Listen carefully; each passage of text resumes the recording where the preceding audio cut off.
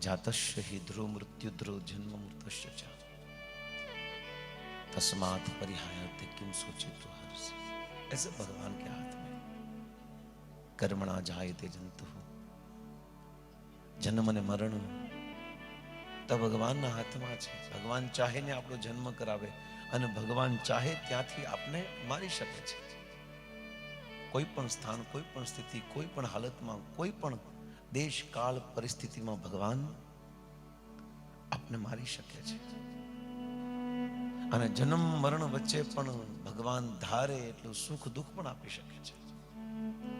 એ સબ ભગવાન દે રહે અને ભગવાન પોતાની ઈચ્છાથી નથી આપતા। નથી જન્મ પોતાની ઈચ્છાથી આપતા, નથી મરણ, નથી આ જન્મ અને મરણ વચ્ચેના સુખ દુઃખ પણ ભગવાન પોતાની ઈચ્છાથી નથી આપતા। તો આ બસ જીવના કર્મ વશ મળે છે।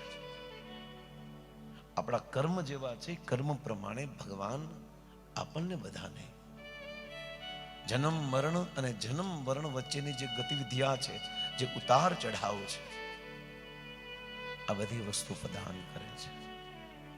અલ્ટિમેટ ઈશ્વર પરમ કૃષ્ણ સચ્ચિદાનંદ વિગ્રહ અનાદિ આદિ ગોવિંદમ સર્વ કારણ કારણમ।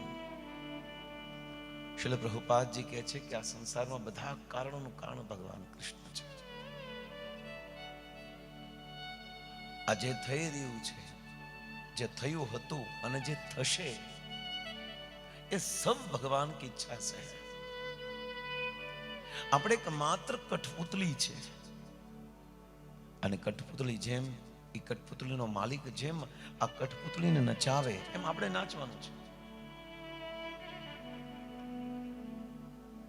તો જન્મ અને મરણ ભગવાન જ આપે છે। જન્મ અને મરણ વચ્ચે કર્મના સુખ દુઃખના ફળ પણ ભગવાન આપે છે। એમ આપણું હાલતું નથી કાંઈ।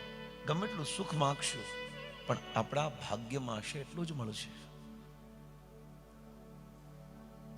કોઈ દુઃખ નહીં માગીએ છતાં પણ ખૂબ દુઃખ મળશે।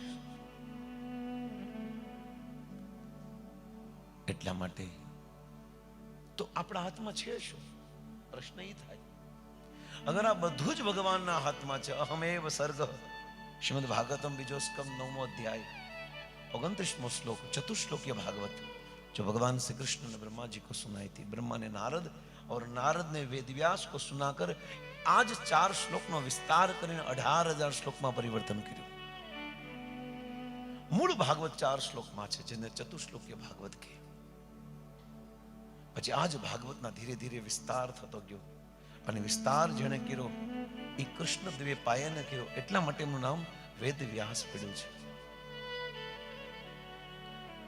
અગર બધું જ ભગવાનના હાથ પર છે, સુખ દુઃખ, ઉતાર ચઢાવ, જન્મ મરણ, વિવાહ થવા ન થવા, સંતાન થવા ન થવા, બધું જ ભગવાનના પર આધાર છે। તો આપણે કેમ મહેનત કરીએ છીએ?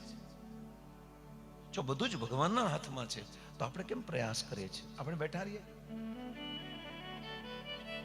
પણ અત્યારે જે આપણે ભોગવી રહ્યા છીએ આપણા ગયા જન્મના કરેલા કર્મના ફળ છે, અને અત્યારે જે કર્મ કરશું એ કર્મનું ફળ આપણે ભવિષ્યમાં ભોગવવું પડશે।